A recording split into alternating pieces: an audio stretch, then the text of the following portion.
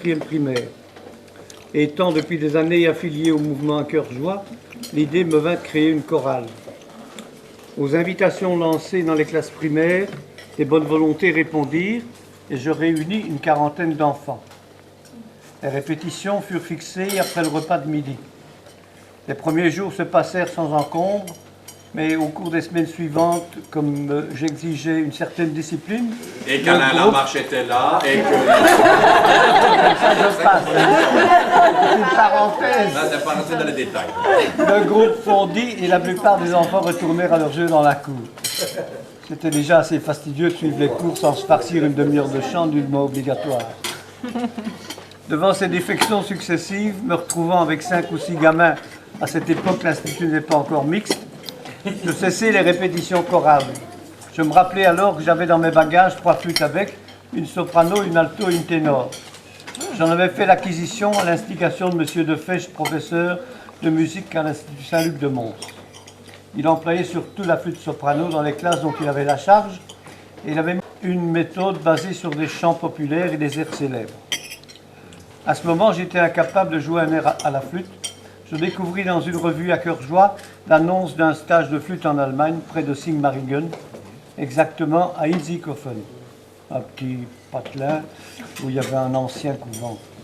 J'ai envoyé mon inscription et parti au train à l'aventure, ne connaissant ni la flûte ni l'allemand. Mais pourquoi courir en Allemagne? Tout bonnement parce qu'il n'existait rien de semblable chez nous. Les Allemands avaient repris l'apprentissage de la flûte à bec vers 1922 et des cours se donnaient déjà dans les écoles de musique. J'avais par-devers moi parcouru tout l'assimile allemand et en m'aidant de la prononciation figurée. Osant à peine demander mon chemin, j'atteignis cependant l'ancien couvent où se réunissaient les stagiaires. Les bâtiments anciens, très bien entretenus, étaient construits autour d'une cour et comportaient des salles de réunion, réfectoires, etc., servant aux religieuses. À l'étage, on trouvait les chambrettes des sœurs, dont les portes curieusement très basses obligeaient à courber la tête pour y pénétrer. Même les gens... Pour y pénétrer Vous alliez dans les chambres des sœurs. Mais les religieuses n'y étaient plus. Oh, c'était l'ancien couvent. Mes sœurs, ce soir, nous mangerons des carottes. Ah. Et c'est Ah oui.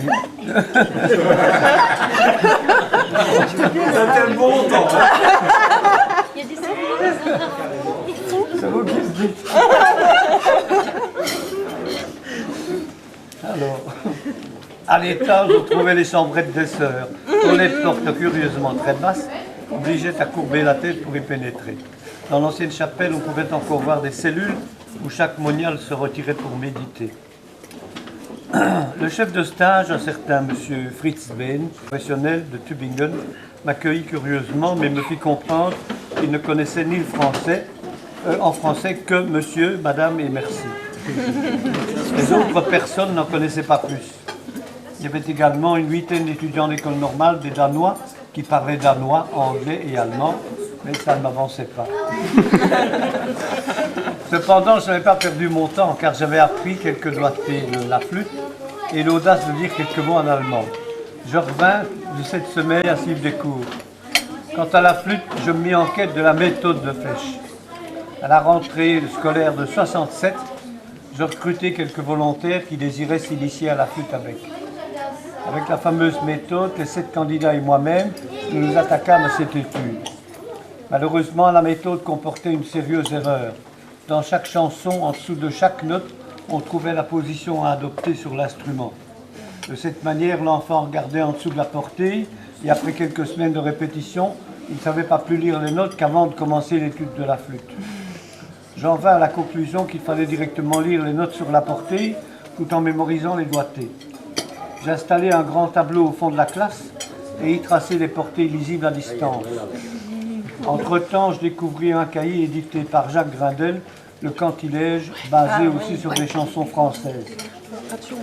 Contrairement à ma tentative de créer une chorale, le groupe d'amateurs de flûte s'étoffait et la discipline s'établissait d'elle-même.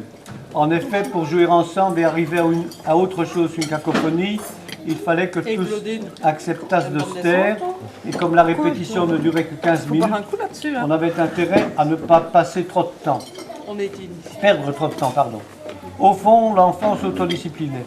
Comme il s'agissait de volontaires, à la première remarque un peu verte, l'enfant concerné serait retourné à ses jeux dans la cour. Dans les années qui suivirent, je découvris une Blockflötenwoche à Motterndorf en Autriche. Je m'inscrivis à cette session, ce fut une révélation. La famille Chaleur, dont tous les membres pratiquaient, outre la flûte, un autre instrument, me révéla les possibilités d'un ensemble de flûtes, trio, quatuor. Après mon voyage à Motterndorf, je pris la résolution d'y retourner avec des jeunes pour qu'ils se rendent compte de l'intérêt de l'étude de la flûte. Les contacts avec les jeunes Autrichiens restaient limités à cause de la barrière de la langue. D'année en année, le nombre d'enfants augmentait dans les stages organisés pour eux. Cela compliqua et limita mon propre recrutement. Finalement, je me résignai à participer seul à ces stages, principalement en Allemagne, Fürsteneck, Vilshofen, Passau, Ballersfeld, etc. Là, je rencontrais d'autres amateurs qui apportaient avec eux des partitions introuvables chez nos commerçants. À l'Institut, les volontaires persévérants me permirent de constituer un quatuor suffisamment avancé, part à divers concerts dans la région. Jumet, Rance, la Bénidaude. Nous le produisions souvent en alternance avec une chorale, ce qui rendait le concert plus attrayant, évidemment. Chaque année à l'Institut, avec une équipe de parents actifs et dévoués, nous organisions une audition suivie d'un souper démocratique. Les parents pouvaient ainsi apprécier les progrès de leurs enfants. Au cours des années, l'Institut devenant mixte, le groupe de flûtistes le devint tout naturellement.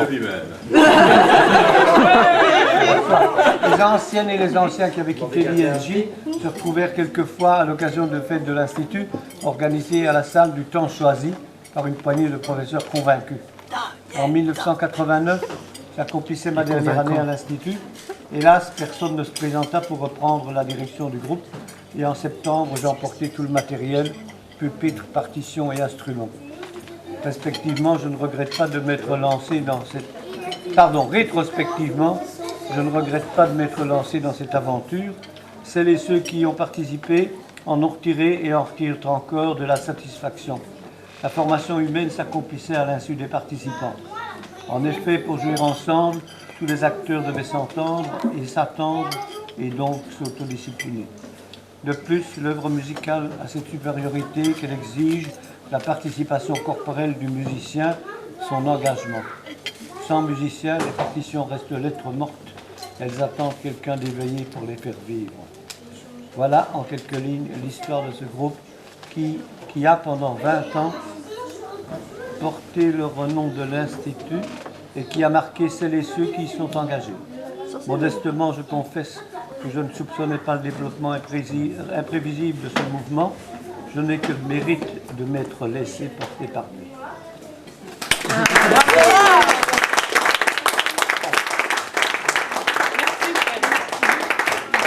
Pour tout ça, merci.